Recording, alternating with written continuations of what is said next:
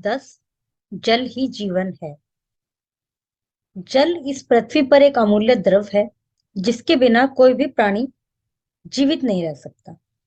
पृथ्वी के आधे से भी अधिक भाग पर जल ही विद्यमान है, लेकिन यह सारा जल अधिक उपयोगी नहीं है। इसका केवल 1% से भी कम भाग ही उपयोगी है। बाकी सारा जल खारा है, नमकीन है। प्रस्तुत पाठ के माध्यम से हमें जल की उपयोगिता के बारे में बताएंगे। अब आप बताइए, जीवित रहने के लिए क्या क्या आवश्यक है। इससे पहले चैप्टर में हमने पढ़ा था वायु के बारे में, हवा के बारे में। हवा भी बहुत आवश्यक है और जल भी बहुत आवश्यक है। और अभी हम देखते हैं चैप्टर में क्या क्या पता चलता है हमें। वायु के बाद जल मानव की दूसरी महत्वपूर्ण आवश्यकता है। इसके बिना कोई भी प्राणी जीवित नहीं रह सकता। नदी, तालाब, नहर, झरने, समुद्र, महासागर इत्यादि सभी जल के स्रोत हैं। प्रकृति ने पृथ्वी को जल का विशाल भंडार प्रदान किया है। इसी कारण पृथ्वी पर जीवन संभव है। सभी प्राणियों, जीव जंतु एवं पेड़ पौधों को जीवित रहने के लिए जल की आवश्यकता होती है। सभी प्राणी जो जीवित हैं। लास्ट चैप्टर में मैंने आपको बताया था कि दो तरह के हैं पृथ्वी पर, सजीव और निर्जीव। सजीव मतलब जो जीवित है। तो जो भी जीवित है, पेड़ पौधे, जानवर, पशु पक्षी, इंसान, सभी को जल की आवश्यकता है। मानव के लिए जल बहुत उपयोगी है, बहुत आवश्यक है। जल सर्वाधिक पीने के काम आता है। भोजन के बिना तो मानव कुछ दिन तक जीवित रह सकता है, परंतु जल के बिना नहीं। यदि किसी रोग के कारण मानव के शरीर में जल समाप्त हो जाए तो उसकी मृत्यु हो सकती है। इसलिए जल की प्रत्येक बूंद बहुमूल्य है। जल का उपयोग केवल पीने के लिए ही नहीं, बल्कि नहाने, कपड़े धोने, खाना पकाने व सफाई करने के लिए भी किया जाता है। जल केवल मनुष्य के लिए नहीं, बल्कि जीव जंतु एवं पेड़ पौधों के लिए भी आवश्यक होता है। कुछ जीव जंतु तो जल में ही रहते हैं। अभी हमने सबसे इसमें देखा है चैप्टर में कि सबसे ज्यादा जरूरी जो उपयोगिता है जल की, वो तो है पीने के लिए। उसके अलावा भी हमारे दैनिक जीवन में बहुत सारे काम ऐसे हैं जिसमें हमें जल की, पानी की आवश्यकता पड़ती है। और जल न केवल मनुष्य के लिए, पेड़ पौधों के लिए भी आवश्यक है, जीव जंतु के लिए भी आवश्यक है। कुछ जीव जंतु जैसे मछली हैं, ये तो सब रहते ही जल में है, तो इनके लिए तो बहुत ही आवश्यक है। और पेड़ पौधों के लिए इसलिए आवश्यक है कि यदि हमने कोई पौधा लगा दिया और उसमें कई दिन तक पानी नहीं दिया, तो आप देखेंगे वो सूख जाएगा, क्योंकि उसको पानी नहीं मिला। तो इसलिए जल सभी के लिए आवश्यक है। पेड़ पौधे भी बिना जल के जीवित नहीं रह सकते, बिना जल के वे सूख जाते हैं। इस प्रकार बिना जल के मनुष्य, जीव जंतु, पेड़ पौधे सभी व्याकुल हो उठते हैं। व्याकुल मतलब परेशान।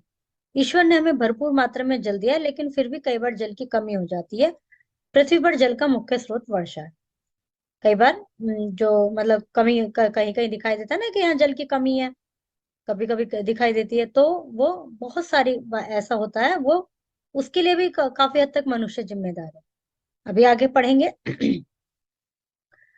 और कई मुख्य स्रोत वर्षा है, लेकिन कई बार समय पर वर्षा नहीं होती।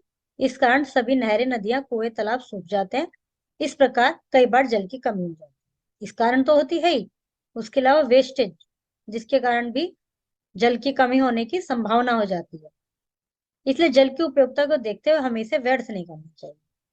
इसका सावधानी पूर्वक प्रयोग करना चाहिए। जहां तक हो सके वर्षा के जल को एकत्र करने का प्रयास करना चाहिए। बारिश का बहुत सारा पानी जो कि स्वच्छ होता है, मुख्य स्रोत वही है, वो ऐसे ही वेस्ट होता रहता है, बहता रहता है, नालियों में चला जाता है, और वो भी गंदा ही बन जाता है नालियों में जाके। तो पृथ्वी पर जल की इतनी अधिकता होते हुए भी पीने के लिए स्वच्छ जल बहुत कम है। शहरों, नगरों में हम टंकी व हैंडपंप से जल प्राप्त करते हैं। हमें पीने के लिए गंदे जल का उपयोग नहीं करना चाहिए। पीने के जल को हमेशा ढक कर रखना चाहिए। पानी को पीने योग्य बनाने के लिए इसे उबालना चाहिए। कई बार आपको लगता है कि भी पानी गंदा है, तो उसको उबाल सकते हैं, उससे वो स्वच्छ जल बन जाता है। उसके अलावा फिल्टर वगैरह भी, आरओ वगैरह भी, सब जल को स्वच्छ कर बनाने के ही साधन है। कपड़े धोने, सफाई करने व अन्य कार्यों में जल का उचित मात्रा में प्रयोग करना चाहिए। बिल्कुल बहाना नहीं चाहिए उसको फालतू में। सदैव याद रखें, जल ही जीवन है, यह अमूल्य है। अमूल्य मतलब इसकी कोई कीमत नहीं है। अतः इसका संरक्षण करना हमारा प्रथम कर्तव्य है।